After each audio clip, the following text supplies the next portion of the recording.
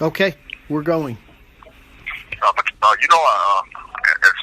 more as bad as it hurts to do this right now, but I'm gonna go ahead and put this out there right now, so the world will get a grasp of what's to come. As you know, the day before Suge was shot in the Camps parking lot, I had a conversation with TC, who we all know as Terry Carter, who was a beloved friend of mine, and the truth is just the truth. A day before Suge was lured to the Tams, I myself was asked. They didn't know if he was going to come. And Terry and several other guys whose names I won't mention during this recording because they're street cats, tried to offer me money. One of the guys who was an officer from Compton at one time, as everyone knows, who was Reggie Wright Jr., as well as Dr. Dre, offered me money to lure Suge with Terry Carter to the Towns parking lot because they wanted to kill him. So there was money placed on the table for Suge to be killed. Dr. Dre said that Suge was a thorn in his side and he wanted him out of there. I asked Terry, I said, Terry, I can't do that. You know me and Suge is like brothers. He said, look, man, I'm behind on my house note as well as my children's life insurance policy that I need to pay this life insurance. He said, please do this for me, that they're willing to get you a lawyer. He said Reggie had cash money that he was willing to take to my family to pay me to help lure Suge to that parking lot. So as much as it hurts to do, I don't want to go into all the names, but I want Reggie and all those to know, as well as Snoop is involved with this and other rappers who wanted Suge taken out.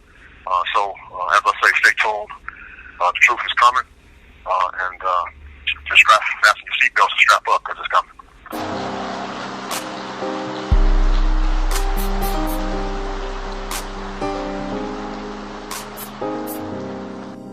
Can't nobody, can't nobody, can't nobody, can't nobody. I've been lied on, talked about, and cheated. I've been scandalized, talked about, defeated. But can't nobody save me now but Jesus. Can't nobody save me but Jesus. Can't nobody, can't nobody, can't nobody save me but Jesus. Can't nobody, can't nobody, can't nobody save me but Jesus.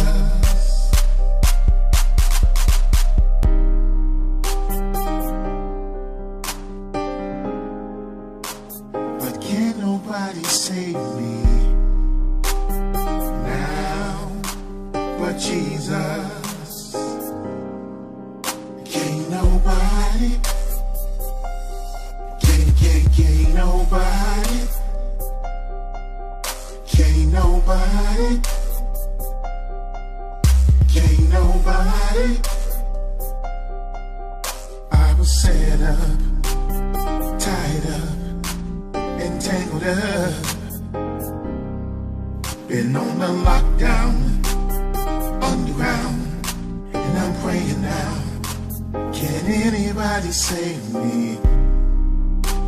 Save me, but Jesus. There's no bigger bad boy than Marion Suge Knight. Suge is short for Sugar Bear. He grew up in Compton. He was a bodyguard, a football player, and he founded Death Row Records. In 1996, there was an assassination attempt on Suge Knight. In the process, Tupac Shakur was shot. He lived for another 6 days, and according to his autopsy, he died from wounds he sustained the night Suge Knight was targeted. Later, Suge Knight would be blamed for the death of rapper Christopher Wallace.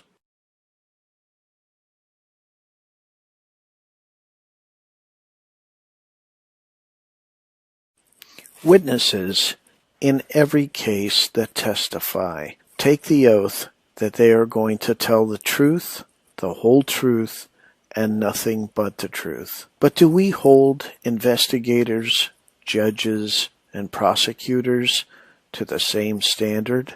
It looks like he drove backwards and struck the victims and then went forward and struck them again as he left. The video clearly shows that Suge Knight did not back up over Terry Carter. It looks like he drove backwards and struck the victims and then went forward and struck them again as he left. But this isn't the first time that the sheriffs have told lies about Suge Knight. In 1998, at the Universal Amphitheater, Snoop Doggy Dogg was arrested, and he told sheriffs that Suge Knight was behind the murder of Tupac. Sheriffs would leak that document in spite of knowing that Suge Knight was in the car the night Tupac was shot, and that there's no way that Suge Knight was behind the murder. Very few documents have been leaked in the Tupac murder. It's curious that the sheriffs would leak this document at the time the judge was hearing Suge Knight's appeal. And why do things always trace back to the sheriffs? Could it be that the Compton police, who were found to be corrupt, were absorbed into the Los Angeles County sheriffs, and therefore Suge is only attacked in places where the sheriffs will respond? They responded to the location at Tams, and not only would sheriffs respond to the One Oak nightclub where Suge Knight was shot 6 times, an off-duty sheriff is implicated in letting the shooters into the club that night and dropping them off at LAX the next morning. Could sheriffs be lying about Suge Knight to cover up their own misdeeds? Human rights are in peril. The deep rumblings that we hear today, the rumbling of discontent, is the thunder of disinherited masses rising from dungeons of oppression. It's a crooked system, folks. It's a crooked system. If Suge Knight is such a hardened criminal, can't they find any evidence to convict him? Turns out Suge Knight has been being investigated since the early 90s, and most of those investigations have gone absolutely nowhere. This investigation, they have had to manufacture evidence against him. Danny, I need you to do Suge. I need you to do me a favor. Okay. So he was asking as a favor for Hall or Bill because he wasn't on the case. How did he come to you? Pimping me out for Hall? Pimping me out for Hall? Yeah. Because I didn't, it's a high profile case, right? And me and Hall, like I said, I don't like Hall. You know what I mean? Mm-hmm. Hall says I'm egotistical, arrogant, you know what I mean? He just we don't like each other. We don't. Trying to get information to set up Suge Knight. No, I don't need information. They're going to give me the information. I'm going to do Suge. I don't need Suge to talk. I just need my presence next to Suge. Okay. I don't need Suge to say nothing. Okay. He made me an agent of the state and the court, right? Crazy shit. It was Brandenburg first. Brandenburg says, I want you to do me a favor, right? Work with Hall and do Suge, right? At the time, Hall wasn't even on the case. Hall promoted to lieutenant, came to the county jail. Richard was the IO in the case. So I started working with Hall. When you say Richard, you mean Richard Biddle? Yeah. Okay. I started working with Hall and Biddle, right? Well, I don't like Biddle. I don't like him, right? So I said, don't bring him around me again, right? Mm-hmm. So I was dealing with Hall. Hall was trying to build a scenario on Suge where Suge's point of defense is going to be self-defense. In the beginning, in the murder book, there was 2 witnesses. One of her name is her address is out of Whittier. She was present when all that happened. She said that one of the people involved had something that resembled a gun. That particular piece of evidence in the murder book never got turned over to Cindy, so they couldn't make it part of the discovery where the defense couldn't get it. This was a dirty trick. These are dirty tricksters. My wife's nephew, his name is Devin Gonzalez, he caught an attempted murder case in Palmdale, Lancaster. They tried to give him 70 to life. Hall told me that if I testify against Suge Knight and help Suge Knight, they would get the kid out of jail or cut him a deal, right? What's his name again? Devin Gonzalez. Of course, I told Hall, I got you, right? They went, dropped all the charges and gave him 6 years. Right now, in division, in Lancaster Court, Catherine Blanchard being the judge. Hall did that because he thinks I'm doing shit. They kicked him? Yeah, 7 to life. Look it up on the internet. So, Devin Gonzalez, I got his bookie number. They give him 7 years? He never faced a 7 to life. They dropped everything down, right, and he got 6 years. And so they tried to get an inmate to offer false, trumped-up testimony on Suge Knight. Another inmate that was asked to testify against Suge Knight is Waymond Anderson, a.k.a. Suave. We know him as the singer in the late 80s that did the remake of My Girl. That song climbed to number 22 on the national charts and climbed to number 1 on the R&B charts. Here's what Suave had to say about Suge Knight. The following audio recording is the sole property of my production company, Suave First Production, and any use of this audio recording without having my written consent or the purchase thereof this audio recording from me, Suave, for its use in any capacity will be in direct violation of my copyright of this audio recording.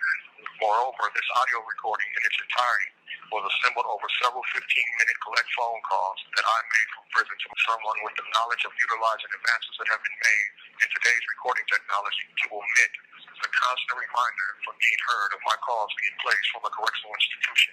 This call and your telephone number will be monitored and recorded. It's a crooked system, folks. It's a crooked system. This is stuff people can check on their own. So my point and why I'm doing this today is to clear my name of people saying I said this or I said that. When I'm a man, I stand up and use the bathroom when I use the bathroom. I'm not hiding from nobody, and I'm just tired of all the lies. I got intertwined with Suge Knight in about 2000. It could be late 1999. I received a visit at SAT-F, which is Corcoran 2 State Prison in Fresno, California, from special agents that flew out from New York. They entered into the visiting room at the prison. I did not know what they were there to see me for, and it was through this agent named Todd Holliday that I earned a cell phone in my name of Waymond Anderson was found inside of Death Row Records. On the night of the murder of Christopher Wallace, I'm told by the agent that the cell phone in my name that they found inside of Death Row Records when they served a search warrant on his record label, made phone calls on March the 9th, 1997, near the Peterson Museum.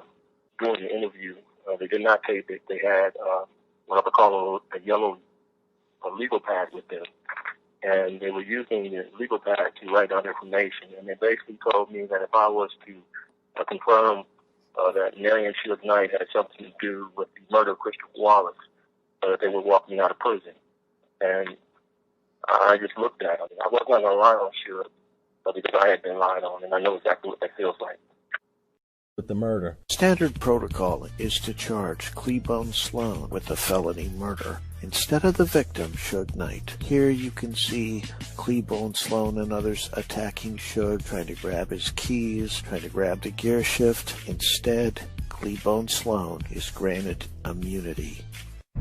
This is the gruesome surveillance video of Suge Knight running down 2 men with his pickup truck, killing one of them. The video is everything. The video in this case is the whole story. TMZ broke the story in January. Suge goes to a shoot for the NWA movie, and there was some sort of altercation. He got kicked out. He says he got a call from his friend Terry inviting him to a sit-down at this burger joint. Suge pulls in and is instantly confronted by this man, Cleabone Sloan. Bone charges his truck. You can tell there's a fight going on because the truck is shaking. And you can see Bone is doing something. Terry comes over, stands near Bone. Suge throws the truck in reverse, knocks Bone to the ground. Seconds later, he guns it, running over Bone and Terry. Running him over in a violent way. Terry died from his injuries. Bone survived. The question is, was he trying to kill these people? Well, Suge could have just driven down the street, but instead cuts right. Why? Suge said that Bone had a gun and there were others that had a gun, and that if he drove down the road, that they might shoot him and kill him. Police say there are no guns in the video, but watch Bone. A guy comes up, takes something from him, and puts it in his waistband. I think it's a probability that it's a gun. Let's enhance the video. Okay, that didn't help. But if Suge can prove he was acting in self-defense, this may not be murder. Sloan tells the police that no one took anything from my hand. So I didn't have anything for anyone to take. We have the video or the pictures showing that the radio and his cell phone were always inside his car. They now changed the story from saying the cell phone was ran over and I never had a radio, because on the video you can see the black object, oblong object being taken from his hand or his side. That's the gun. He's now saying, well, it's not really a gun, it's the radio. And the reason he's saying that is because he doesn't have any other explanation for what was taken. And his offer is, this is their case. Someone planted that in my car. That's the case now. They're saying I didn't have a gun and someone planted my radio in my car next to my cell phone, even though we have the surveillance video that shows no one planted anything in the car. That's their case now. Cops are saying it's clear, what was taken from Bone Sloan wasn't a gun, That's what they're saying. Right. What are your thoughts on this?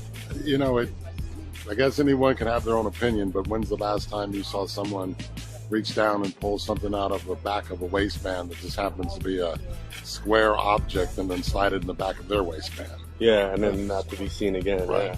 There's also the call, I don't know if it's come out, there's a call when Carter's family calls the police department asking, where's my father's gun? So, it's clearly a gun. I think it's clearly a gun. Now, does this video that we published, does this exonerate Suge? I think it does.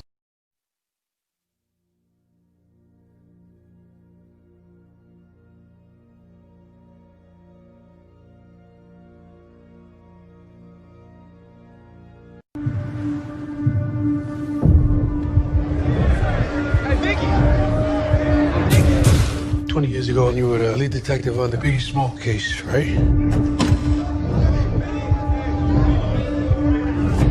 I'm a journalist.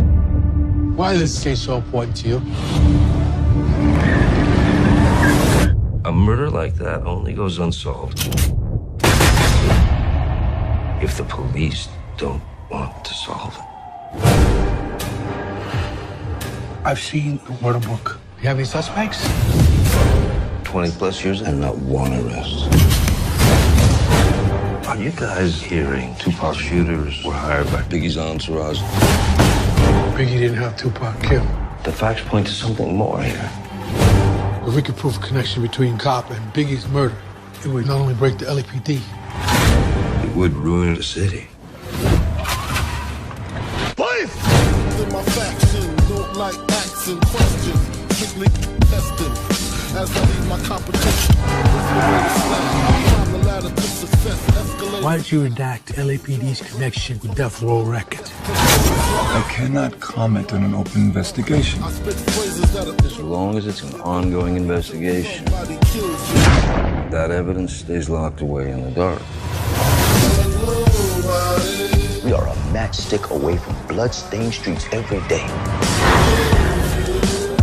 Everybody just on the ground now! You have no idea what the LAPD is capable of.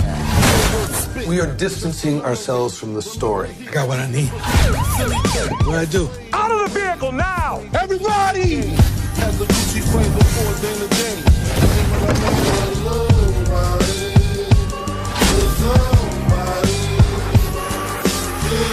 Who shot Biggie Smalls? There was only one way this was going to end.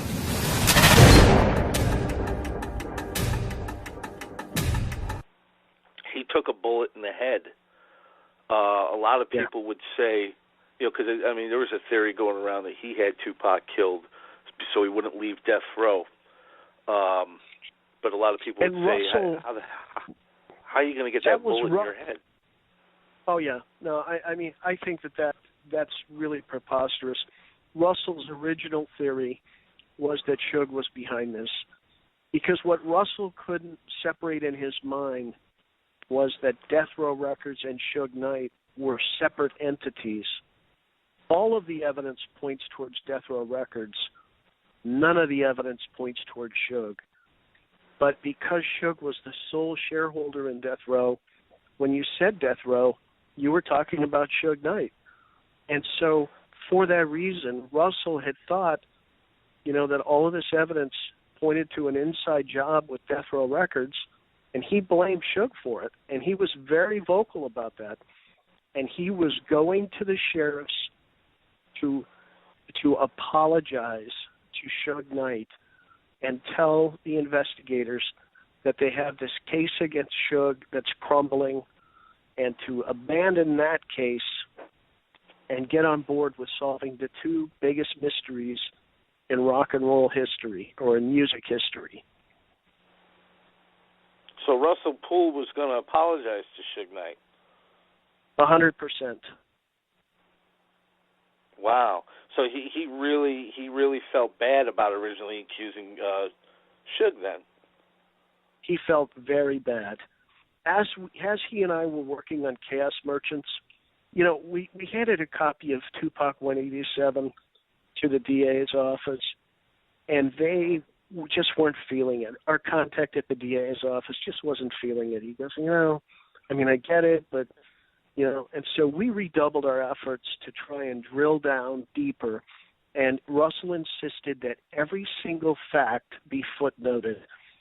So if you read Chaos Merchants, every single fact has a footnote as to where it comes from. And so you can see everything lines up perfect with this. And it's not just conjecture. It is actually supported by documents. It's supported by witness testimony. It's supported by, interviews that people have done since then to give us little clues. And when Russell saw all of this laid out, he felt horrible about things he'd said about Suge. And he realized that Suge was a victim that night. Suge was not the perpetrator of the crime. I set up a meeting for him to go meet with the sheriff's investigators because we actually had traction with the DA's office. They were interested in possibly reopening the cases. They needed a homicide investigator from inside of LAPD or the sheriffs to work with them to try and reopen the cases.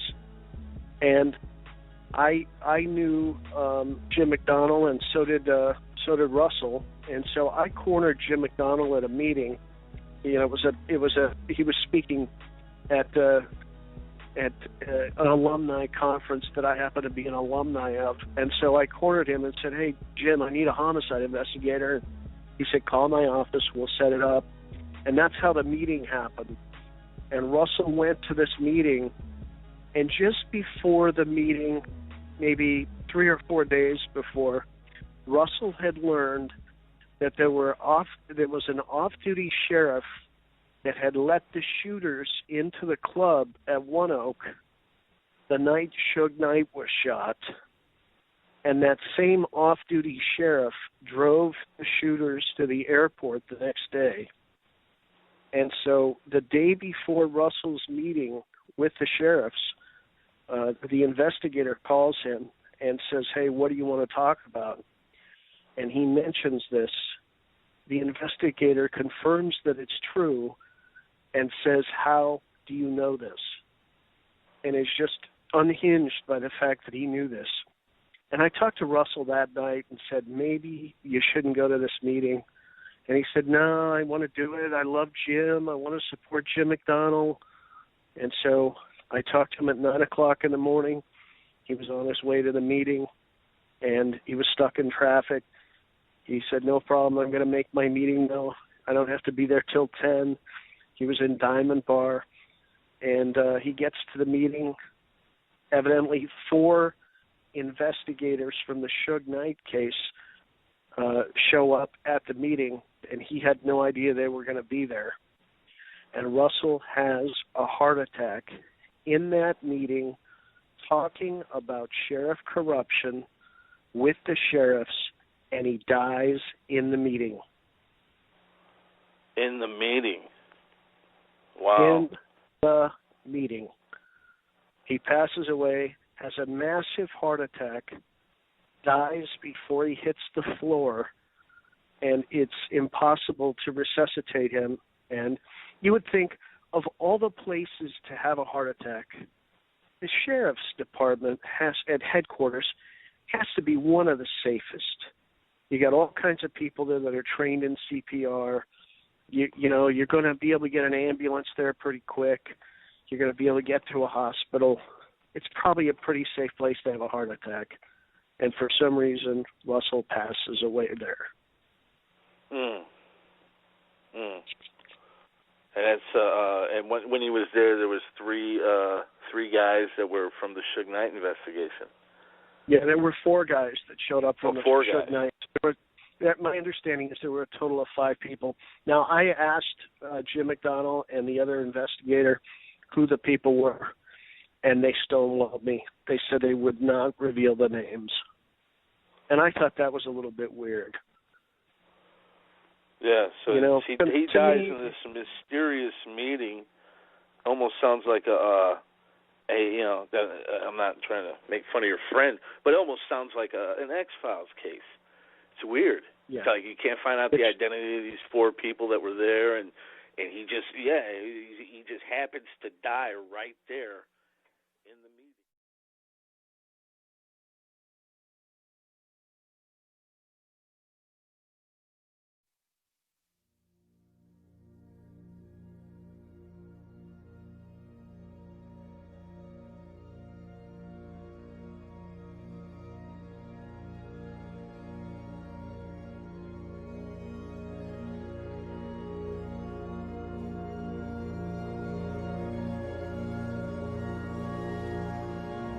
Hard work that was supposedly done is going to probably all go down the drain. Russell Poole was taken off this investigation.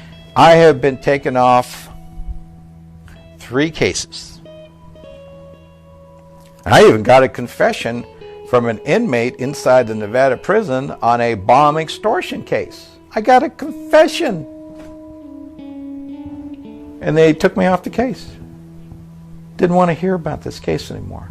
Why? Because I was getting too close. I was getting too close to the actual individuals that were responsible for this. And it leads right up to the Upper Police Administration and the Clark County District Attorney. When you got that kind of power, where nobody can question you or nobody has the authority to question you, you can do anything you want to. You can manufacture and make anybody disappear or go to prison. So when you ask me about Tupac, that's easy. That's easy. And there was some money there. There is some money. And unfortunately, my beloved police department, the upper administration, they operate on money. Money and greed and avarice. It's very disappointing. Narcotics is a very dirty, dirty business. I've only recently become aware of a narcotics trafficking scheme that's been going on since the mid-90s, whereby the LVMPD, the LAPD, and the LASD are all complicit. They're all involved in it. It emanates out of Compton, California. Okay. Now, again, I'm just the messenger. And how many people know this? I mean, I'm definitely not right up there in the food chain. I'm way down here. And I learn about this. It's because everybody else has got a gag order on them. And they're afraid to talk about it. There was only one way this was going to end. Circumstances in his case were far more tragic because he was killed in the line of duty. At the conclusion of that meeting, he grabbed his chest and he passed away. Because he was killed in the line of duty.